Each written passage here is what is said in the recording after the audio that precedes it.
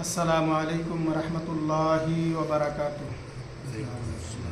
نحمده ونصلی علی رسولہ الکریم، اما بعد، اعوذ باللہ من الشیطان الرجیم، بسم اللہ الرحمن الرحیم۔ علیکم بقیام اللیل فإنہ دأب الصالحین قبلکم وہو قربۃ الی ربکم ومکفر للسیئات ومنہاۃ للآثام۔ محترم سامعین، اس سے پہلی کی درس میں قیام اللیل کی یعنی نماز تہجد کی ایک فضیلت ذکر کیا گیا تھا، اور وہ یہ تھا کہ یہ دخول جنات کے اسباب میں سے ایک سبب ہے۔ محترم حضرات، اسی طرح سے قیام اللیل کی ایک فضیلت یہ ہے کہ یہ نماز گناہوں کو مٹا دیتا ہے اور برائی سے روکتا ہے۔ جیسا کہ میں نے آپ حضرت کے سامنے ایک حدیث پیش کی ہے، یہ ترمذی کی حدیث ہے۔ حدیث کے راوی حضرت ابو امامہ رضی اللہ تعالی عنہ ہے۔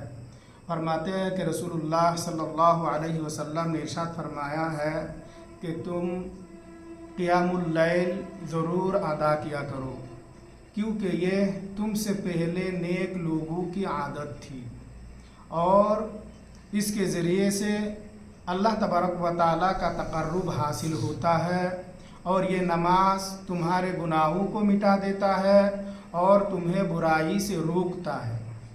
محترم سامعین، اس حدیث مبارکہ میں اللہ کے رسول صلی اللہ علیہ وسلم نے قیام اللیل یعنی نماز تہجد کی فضیلت کو بیان کرتے ہوئے فرماتے ہیں کہ تم ضرور قیام اللیل یعنی نماز تہجد ادا کیا کرو، کیونکہ یہ تم سے پہلے نیک لوگوں کی عادت تھی، اور اس نماز کے ذریعے سے تم اپنے رب کا اللہ تبارک و تعالیٰ کا تقرب حاصل کر سکتے ہو۔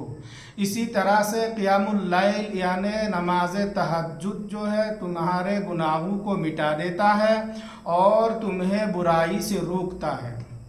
محترم سامعین، اسی طرح سے نماز تہجد فرض نماز کے بعد سب سے افضل نماز ہے، جیسا کہ صحیح مسلم کی ایک حدیث ہے۔ حدیث کے راوی حضرت ابو ہریرہ رضی اللہ تعالی عنہ ہے۔ فرماتے ہیں کہ رسول اللہ صلی اللہ علیہ وسلم نے ارشاد فرمایا ہے، افضل الصیام بعد الرمضان شہر اللہ المحرم وافضل الصلاة بعد الفریضة صلاة اللیل۔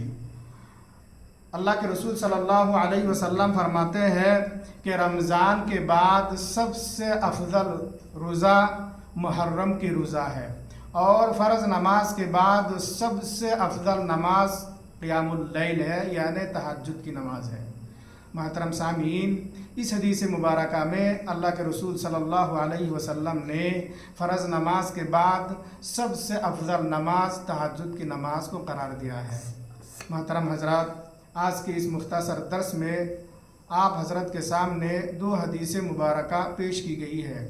پہلے حدیث سے ہمیں اور آپ کو تہجد کی نماز کے 3 فوائد معلوم ہوا ہے، 3 فائدہ۔ پہلا فائدہ یہ ہے کہ اس کے ذریعے سے اللہ تبارک و تعالیٰ کا تقرب حاصل ہوتا ہے۔